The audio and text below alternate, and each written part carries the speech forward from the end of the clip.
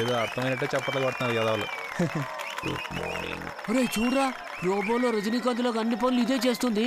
ఇక మీదట మనకు పని ఉండదేమో. అవునరా మావా. సుల్తాన్, రోబో బొమ్మ బ్రహ్మాండంగా ఉంది. థ్యాంక్స్ అన్న, థ్యాంక్స్. ఈ పని మీద చెప్పాలి వెళ్ళాలి నాన్న. పార్ట్నర్షిప్ ఓకే అయితే లోన్ అప్లై చేసి వెంటనే కంపెనీ స్టార్ట్ చేయాలి నాన్న. సుల్తాన్ బాబు, అలా అయితే మనకు 100 రూపాయలు పార్సిల్ చేయండి. నరకోటాలు మటర్ లాంటి చిల్లర పనులు అయ్యే చేస్తాయి, మనం ఫ్రీగా ఉండొచ్చు. నీకు పని ఉండదు, పర్లేదా? అయ్యయ్యో, ఆ రోబోలు నాన్నే అట్టు పెట్టు. నిన్ను చూస్తుంటే నాకు చాలా గర్వంగా ఉందిరా. అయ్యా, పెంచింది మేమందరం, మెడలు మీక.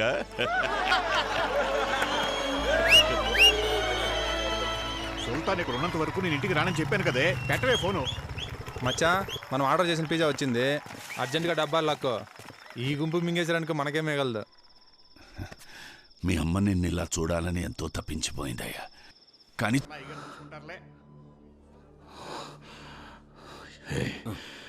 ఏదేమైనా సరే వాళ్ళు చావాలి.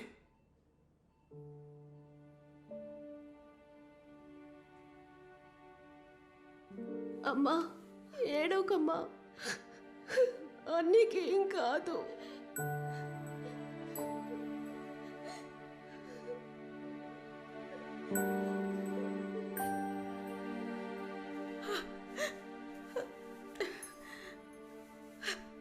అయ్యా, మీకేం కాలేదుగా, మీరు బానే ఉన్నారుగా. లోపల అడిగితే వాడికి మెలకువ రావడానికే 4 రోజులు పడుతుందన్నారు. ఎక్కడ మీ నాన్న? ఆయనకి ఫోన్ చేసి రమ్మని చెప్పు. వచ్చి ఎవరినైనా చంపేయాలి, నరికేయాలి, లేచి రారా అని వాడికి చెప్పమని చెప్పు. కాళ్ళు చేతులు పడిపోయినా లేచి వస్తాడు. శారదమ్మా,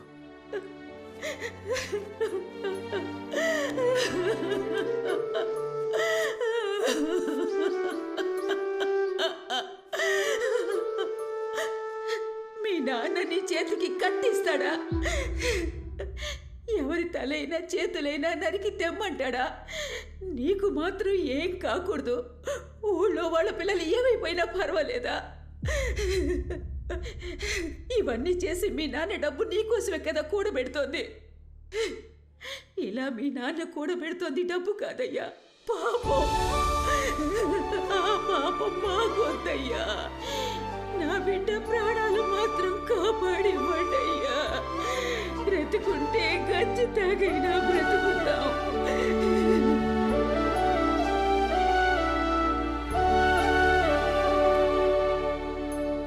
అయ్యా, పిజ్జా కొట్లు అడిగి చూసాం. వచ్చిన వాళ్ళెవరు వాళ్ళ మనుషులు కానట. కానీ వాడిని పంపించింది మాత్రం ఈ ఊళ్ళో ఉండేవాడే. పట్టుకోవచ్చయ్యా. ప్రాబ్లం అది కాదు మన్సూర్. అబ్బాయి ఇక్కడ ఉన్నప్పుడు వాడి ముందు ఇలాంటివి జరిగి ఉండకూడదు. వాడచ్చు వాళ్ళమ్మ మహాలక్ష్మిలాగే పోత పోసినట్టు.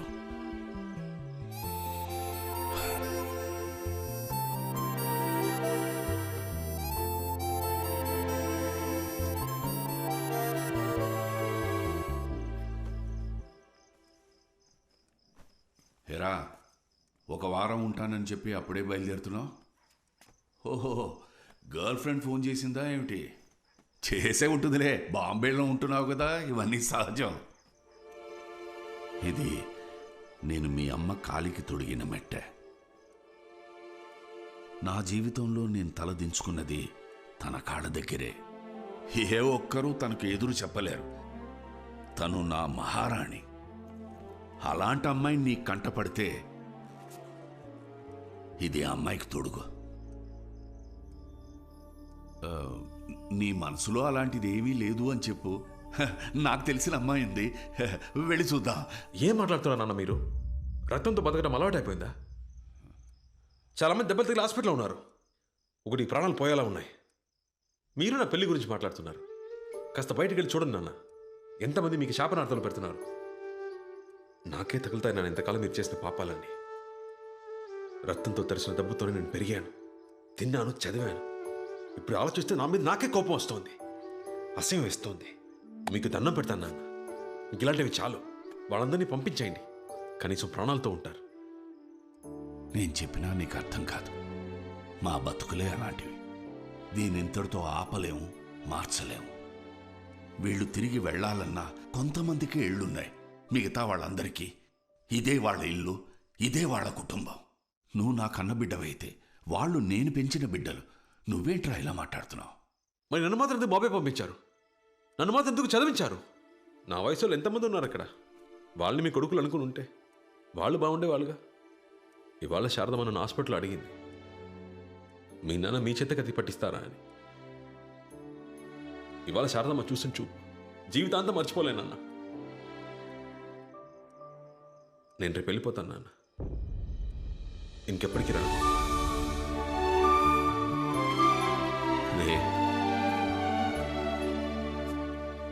ఇంతవరకు నేను ఎప్పుడూ ఎవరిని ఏమీ అడగలేదు.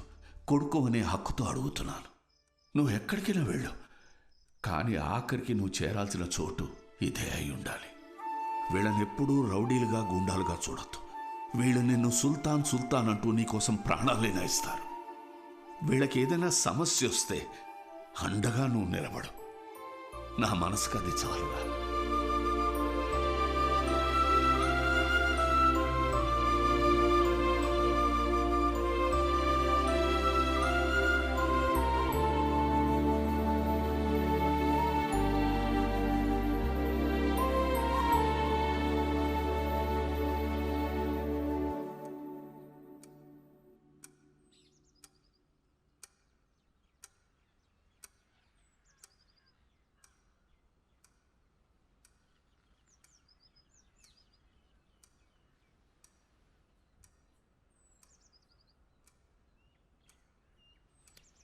మన ఇంటికి మనుషుల్ని పంపించింది ఎవరో కాదు,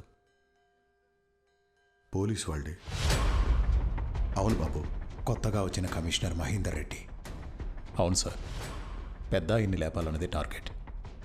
కానీ ఇప్పుడు మీ ఇంట్లో ఉన్న పెద్ద తలకాయలందరినీ లేపేయాలనుకుంటున్నారు. అది కూడా 10 రోజుల్లో. మల్లేశం, రాఖీ, అరుణాచలం, సంపు, సాంబశివం, యాదగిరి, కాశీ, మైఖేల్, మన్సూర్. సేతుపతి తర్వాత రౌడీ అన్నవాడెవడు తలెత్తకూడదు. అందరినీ షూట్ చేసి పారేయండి. I want my city clean.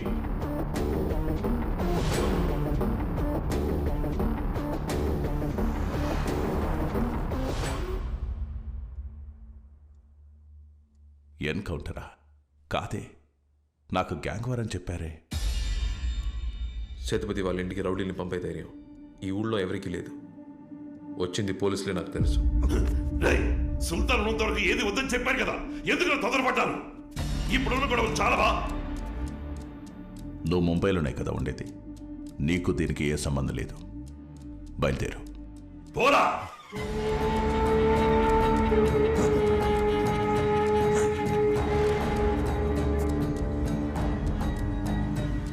నేను నీ మంచి కోరి చెప్తున్నాను, ఇక్కడ ఉండొద్దు, వెళ్ళిపో. నన్ను పంపించి ఏం చేద్దామని సార్? కాల్ చంపేస్తారా? ఎంతమందిని? 10 మందిని? 20 మందిని? సరిపోతుందా?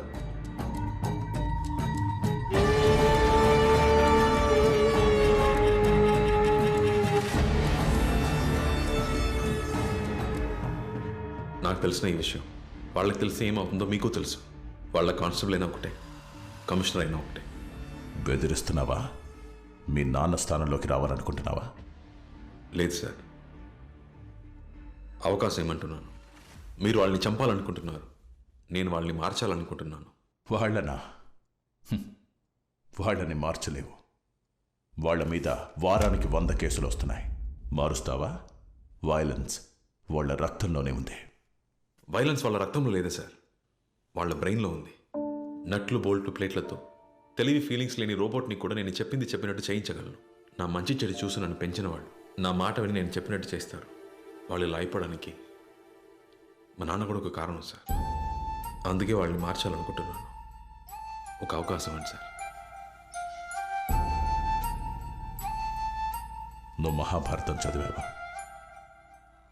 మహాభారతంలో కృష్ణుడు 100 అవకాశాలు ఇచ్చినా కౌరవులు మారలేదు. ఆయనే వాళ్ళను చంపేశాడు. నువ్వు ఒక్క అవకాశమే కదా అడిగింది. ఇస్తాను. 6 నెలలు సరిపోతుందా? కానీ ఈ 6 నెలల్లో వాళ్ళ మీద ఓ చిన్న పెట్టి కేసు కూడా ఫైల్ అవ్వకూడదు. ఏ స్టేషన్లోనూ ఏ ఒక్కరి మీద ఒక్క కేసు కూడా ఉండకూడదు. జరిగే పనేనా?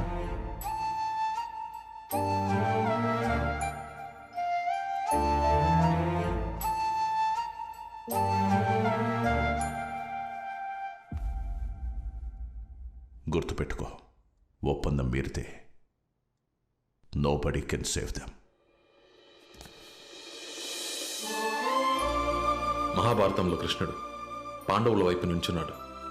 అదే కృష్ణుడు కౌరవుల వైపు ఉంటే వాళ్ళకి నేనున్నాను.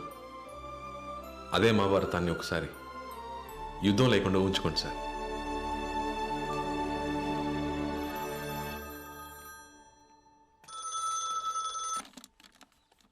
హలో, వెలగపూడి నుంచి మాట్లాడుతున్నాం. మీరు ఎప్పుడు వస్తున్నారయ్యా? ఇక్కడ రోజుకో ప్రాణం పోతుందయ్యా. రాయ్, మీలో 20 మంది బయలుదేరి ఆ ఊరికి వెళ్ళండి. ఊరికి నీకేమన్నా బుర్రగాని తొప్పిందా? మన ఇంట్లో దాడి చేసింది ఎవరో తెలీదు. వాళ్ళని పట్టుకోవడం మానేసి మమ్మల్ని ఊరికి వెళ్ళమంటావా?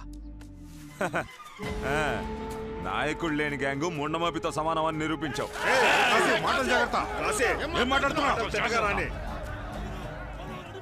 నేను చెప్తున్నా, ఎవరు వెళ్ళకూడదు. సరే, వెళ్ళాలా వద్దా అని ఎప్పట్లా తేల్చుకుందాం.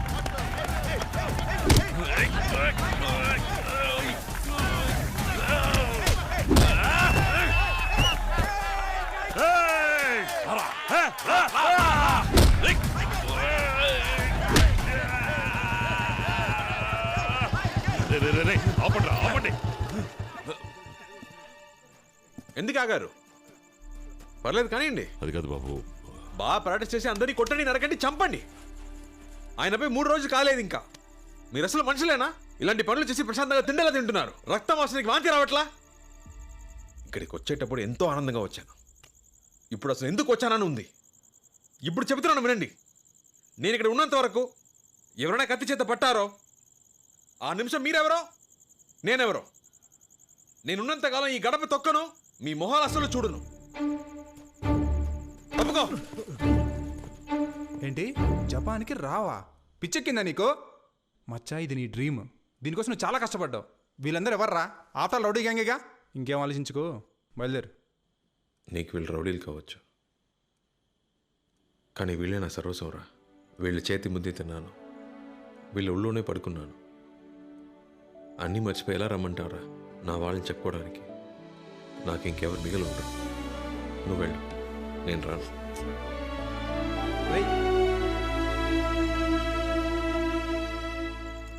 మనం ఆ ఊరికి వెళ్ళి తీరాలి. ఎందుకంటే అది పెద్దయ్య గారు వాళ్ళకి ఇచ్చిన ఆఖరి మాట. మనం దాన్ని కాపాడాలి. సుల్తాన్ని నేను మేనేజ్ చేసుకుంటాను, తనకేం తెలియక్కర్లేదు. మన ప్లాన్ ప్రకారం మీరు 20 మంది ఈ రోజు రాత్రికే ఆ ఊరు బయలుదేరండి. మన స్కెచ్ మిస్ అవ్వకూడదు.